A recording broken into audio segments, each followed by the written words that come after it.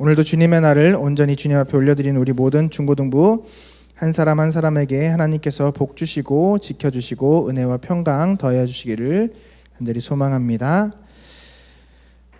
오늘은 제목이 조금 어색하죠. 불식기도라는 내용인데요. 불식기도는 무슨 뜻일까요?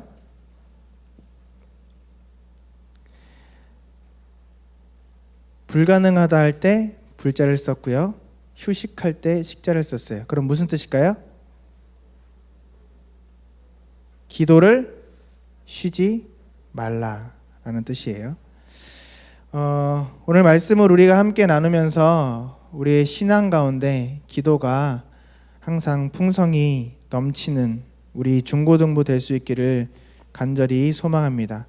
제가 신앙생활하면서 여러분들에게 신앙생활에 가르쳐 드리면서 정말 강조하는 것들 중에 몇 가지가 있는데 그 중에 하나가 기도, 또 하나가 순종이라 그랬어요.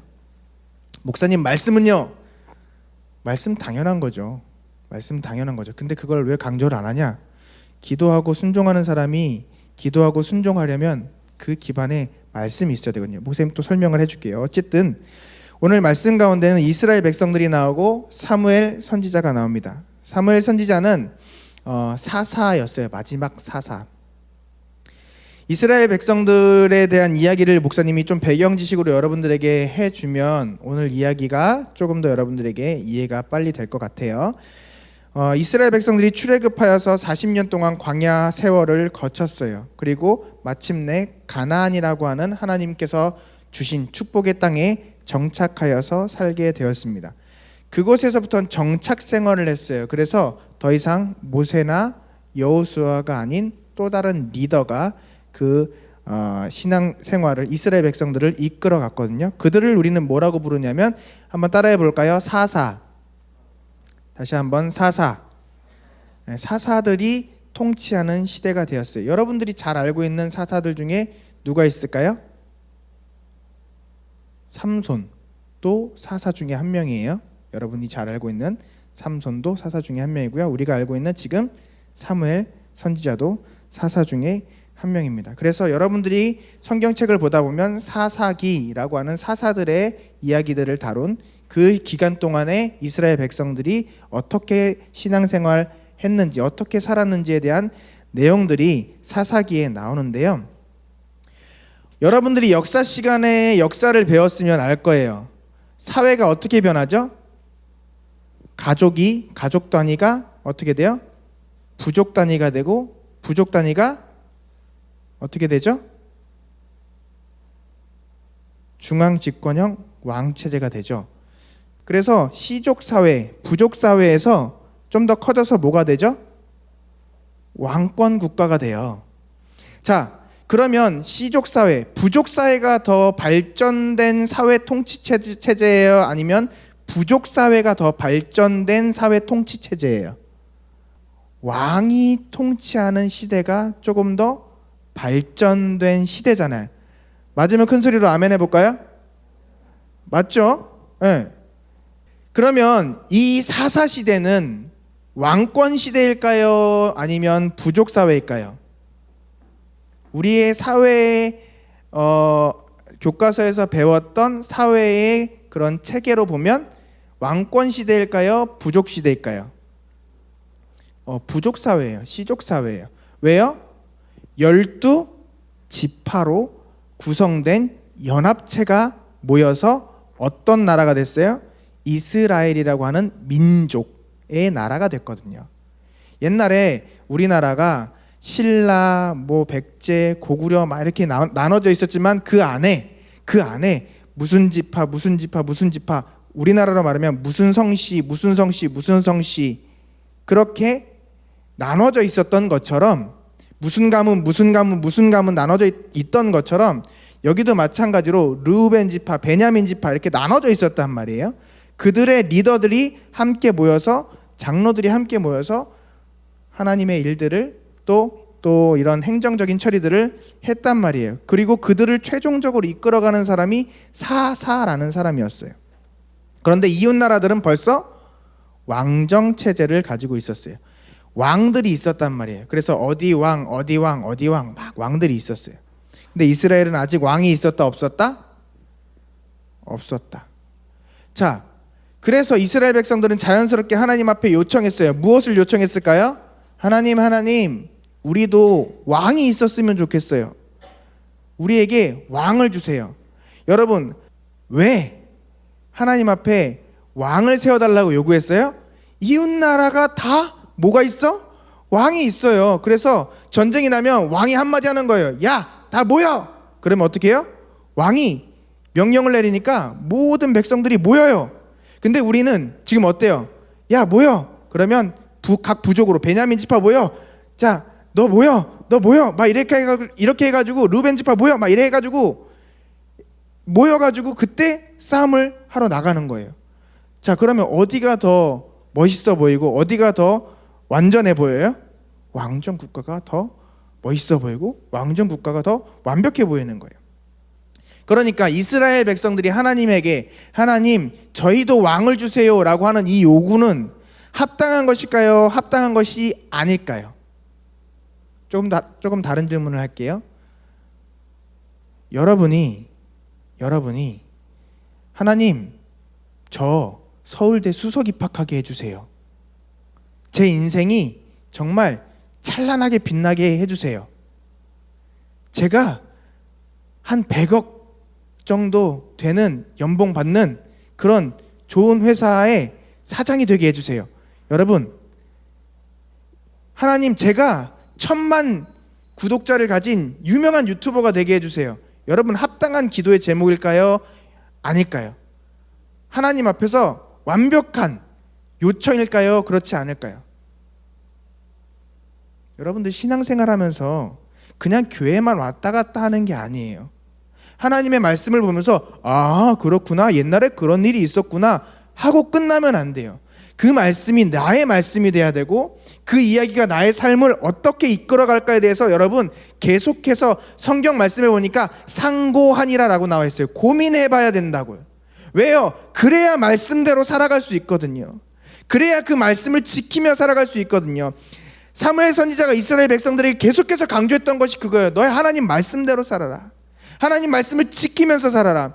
제가 여러분들에게 표현하는 말씀의 신앙의 표현으로는 뭐예요? 하나님 말씀에 순종하며 살아라. 그런데 여러분, 하나님 말씀이 무엇인지 알지를 못하는데, 이해를 못하는데, 내가 그것을 받아들이지 못하는데 어떻게 그 말씀대로 살아가겠어요? 내가 주일학교 친구들 같으면, 초등부 유치부 친구들 같으면 여러분들 이렇게 설교 안 해요. 왜? 말해줘도 이해를 못하거든. 근데 적어도 여러분들은 중고등학생이에요. TV에서 뉴스를 틀면 그 뉴스가 무슨 내용인지 여러분 다 이해할 수 있는 지능을 갖고 있어요. 지능이라 그러면 좀 그런가? 여러분들 지적 능력을 갖고 있어요. 무슨 얘기하는지 상대방이 저 친구가 나한테 왜 이런 얘기를 하지? 그 친구의 의도를 파악할 수 있는 충분한 여러분들 그런 감각이 있어요. 그런 느낌을 느낄 수 있는 그런 뉘앙스까지도, 그런 조그마한 감정의 차이까지도 느낄 수 있는 그런 감정의 또한 지식의 능력들이 여러분들에게 다 있기 때문에 목사님이 여러분들에게 설명을 해주는 거예요. 여러분, 이스라엘 백성들이 하나님에게 왕을 달라고 요청한 것은 사람들의 입장에서, 우리들의 입장에서 너무나도 합리적인 요구였어요. 하나님, 내가 100억짜리 회사를 운영하는 사장님이 되게 해주세요. 내가 1000만 유튜버가 되게 해주셔서 하나님 유명한 사람이 되게 해주세요. 그럼 제가 말 한마디 했을 때 그 영향력이 엄청 클 거 아니에요. 그럼 하나님에게 더 큰 영광이 나타나지 않을까요? 제 인생을 하나님 그렇게 만들어주세요 라고 하는 여러분들의 기도의 요청, 정말 합리적이고 지혜로운 요청일 수 있어요. 그런데 우리의 모든 신앙의 모든 삶의 중심은, 따라합시다, 내가 아니라 하나님이십니다. 다시 한번 큰 소리로, 내가 아니라 하나님이십니다. 왜 우리가 신앙생활하면서 실패하는 줄 아세요? 내 중심적으로 살아가기 때문에 그래요. 여러분, 내가 유명해지고 내가 잘 먹고 내가 잘 사는 거 정말 중요한 일이에요. 그래서 저는 여러분들이 그렇게 잘 살기를 바라요. 여러분들이 반드시 성공하기를 바라요. 그런데 제가 여러분들에게 가르쳐 드리는 건 그거예요. 여러분들이 그렇게 살지 말라는 것이 아니라, 그렇게 구하지 말라는 것이 아니라, 그 중심이 너희들이 아니라, 여러분들이 아니라 하나님 때문이어야 된다는 거예요. 제가 늘 여러분들에게 물어보지만, 여러분들 천국에 왜 가야 할까요? 선생님들도 동일하게 질문을 스스로 다시 한번 해보세요. 여러분이 천국에 가야 할 이유는 무엇입니까? 갑자기 이런 질문 받으니까 벙찌죠. 한번 깊이 생각해 보세요. 천국문 앞에서 예수님이 여러분들에게 물어보는 거예요. 내가 너 왜 천국에 들여보내야 되는데? 지옥 가기 싫어서요. 지옥은 무서운 데라 그랬어요. 그렇게 대답할 건가요? 예수님이 여기서 넌 지옥이야 그러면 바로 지옥 가야 돼요. 그럼 여러분 그 예수님 앞에서 여러분 뭐라고 대답하실 거냐고요. 네가 왜 천국에 들어가야 되는데, 내가 너를 왜 나의 천국에 들여보내야 하는데, 그 이유가 뭔데? 라고 물어보신다면 여러분 뭐라고 대답하시겠냐고요. 여러분이 그렇게 계속해서 여러분 머릿속에, 여러분 마음 가운데 새겨져 있는 요한복음 3장 16절 말씀, 우리 다시 한번 읽어볼까요? 요한복음 3장 16절, 하나님이 세상을 이처럼 사랑하사. 뭐라고요? 하나님이 세상을 이처럼 사랑하사. PPT에 없어요. 하나님이 세상을 이처럼 사랑하사. 다시 바꿔 말할까요? 하나님이 태윤이를 이처럼 사랑하사. 근데 사람들은 착각을 해요. 하나님이 나를 사랑하셨기 때문이에요. 나는 그래서 천국 가야 돼요. 맞아요, 틀려요? 맞아요. 근데 더 정확한 답이 뭔지 아세요? 나를 빼봐. 하나님이 사랑하셨기 때문이에요. 주어는 하나님이에요. 세상 을이에요. 여러분 국어 문법 시험이라고 생각해 보세요. 지금 하나님이 세상을 이처럼 사랑하사, 여기서 주어가 뭐예요? 주어는 은는 이가. 맞아요, 틀려요? 그러면 하나님이 세상을 이처럼 사랑하사, 여기에 주어는 뭐다? 근데 왜 사람들은 다 나를 중심으로 생각할까요? 내가 천국에 들어가야 되는 이유는 내가 지옥에 가면 안 되니까가 아니에요. 뭐예요? 하나님이 나를 사랑하셨기 때문이에요. 뭐라고요? 하나님께서 나를 사랑하셨기 때문이에요. 그래서 내가 천국에 가야 되고, 내가 그럼 성공해야 되는 이유는 뭐예요? 하나님께서 나를 통해서 일하시기 때문이에요. 왜 내가 잘 살아야 돼요? 하나님께서 내가 행복하는 것을 즐거워하시기 때문이에요. 나의 삶의 처음부터 마지막까지 다 누구 때문이어야 된다고요? 하나님 때문에. 이스라엘 백성들에게, 이스라엘을 정말 사랑했던 이 사무엘 선지자는 그것을 가르쳐주고 있는 거예요. 하나님께서 너희가 왕을 요청하는 것, 정말 하나님 앞에 큰 죄를 지었어. 왜? 하나님이 왕이시거든. 너희의 인생을 1000만 유튜버가 되게 해주세요. 그 기도하는 제목 너 틀렸어. 왜? 네가 1000만 유튜버가 되고 싶어하는 거기 때문이야. 하나님과 아무 연관성이 없잖아. 하나님이 원하시는 게 아니잖아. 하나님이 바라시는 게 아니잖아. 주님께서는 우리에게 그렇게 말씀하고 계신 거예요. 그런데 하나님께서 정말 나를 통해서 그 일들을 하시고자 하신다면 나를 하나님의 뜻대로 만들어 가실 거예요. 그래서 예수님께서 겟세마네 동산에서 기도를 하시는데 이렇게 기도하셨어요. 아버지여, 원하시면 이 잔을 내게서 옮겨주시옵소서. 그러나 내 원대로 마옵시고 아버지의 원대로 되기를 원합니다. 이것이 뭐라고요? 예수님께서 우리에게 보여주셨던 겟세마네 동산의 마지막 기도였어요. 머리에 땀방울이 핏방울이 되도록 그렇게 계속해서 열심히 기도하셨던 그 기도의 내용, 결론은 뭐라고요? 아버지여, 내 원대로 마옵시고 아버지의 원대로 되기를 원하나이다. 여러분, 왜 우리가 쉬지 말고 기도해야 될까요? 왜 기도하지 않는 것이 죄일까요? 우리의 마음은요, 사실 목사님이요 여러 가지 그런 논리적인 이야기들도 성경책 설교 말씀들을 다 기록했는데요. 오늘 그 말씀보다 지금 이렇게 여러분들에게 돌직구의 말씀을 전해드리는 게 훨씬 더 맞을 것 같아요. 여러분, 이스라엘 백성들이 왕을 구한 것 자체가 죄가 아니에요. 왜 왕을 구했는가가 중요한 거예요. 여러분, 여러분의 인생에 가장 중요한 것이 무엇인가요? 가장 귀한 것이 무엇인가요? 가장 바른 것이 무엇인가요? 내가 1000만 유튜버가 되는 것, 내가 100억짜리 회사의 사장이 되는 것, 아니요. 하나님께서 나의 왕이 되어주시는 거예요. 그래서요, 사무엘 선지자는요, 이스라엘 백성들에게 마지막 고별 설교를 하면서 그랬어요. 너희에게 왕을 세워주지만 너희와 너희 왕이 하나님의 말씀을 떠난다면 하나님께서 너희를 치실 것이다. 무슨 이야기예요? 너희 왕도 진정한 왕이 될 수가 없어. 세상에 그 어떤 왕도 진짜 왕이 아니야.